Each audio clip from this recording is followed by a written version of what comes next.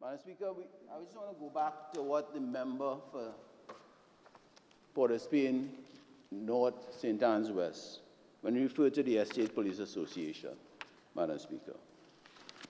And the Estate Police Association is a critical association that would be affected by this piece of legislation, Madam Speaker.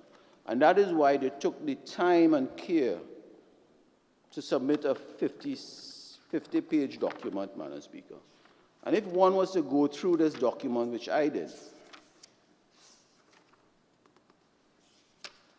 I felt that they should have been given a hearing, a one-on-one hearing, without other security firms and other associations in front of the committee, Madam Speaker.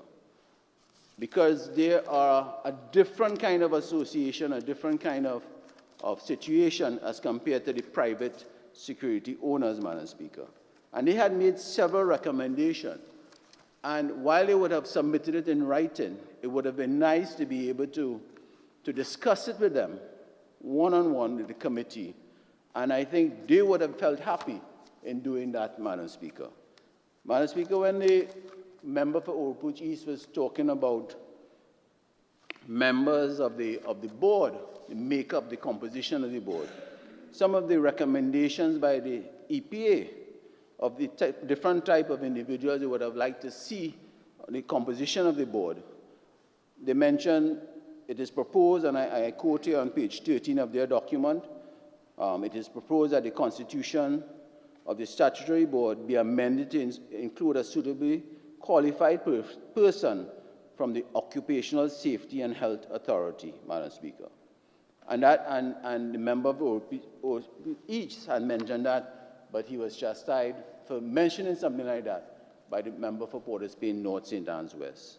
The EPA also recommended a member who include a suitably qualified person from the Office of Disaster Preparedness and Management, Madam Speaker.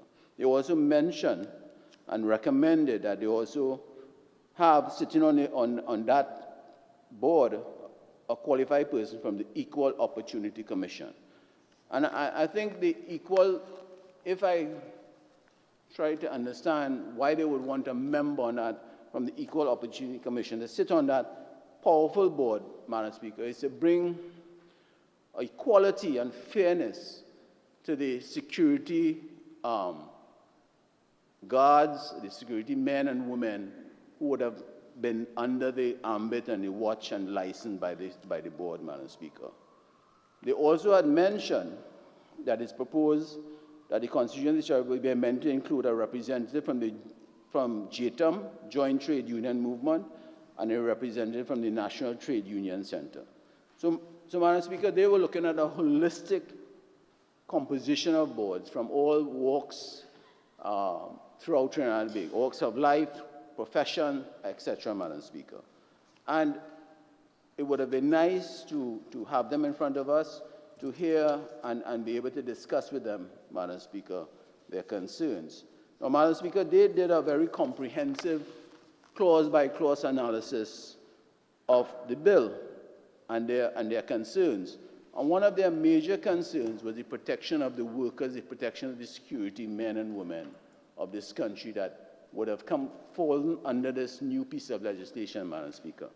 Because I heard both members, Laventille West and the member for Port of Spain, North St. Anne's West, talked about the exploitation of workers and this piece of legislation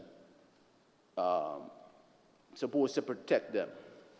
Madam Speaker, in all our deliberations at the committee stage on the GSC, we did not have the time, and we were hoping, my other members, we were hoping that one of those meetings would have been able to flesh out and discuss the issues of workers' rights, insurance compensation, the type of insurance that the security guard would have been covered, etc., Madam Speaker.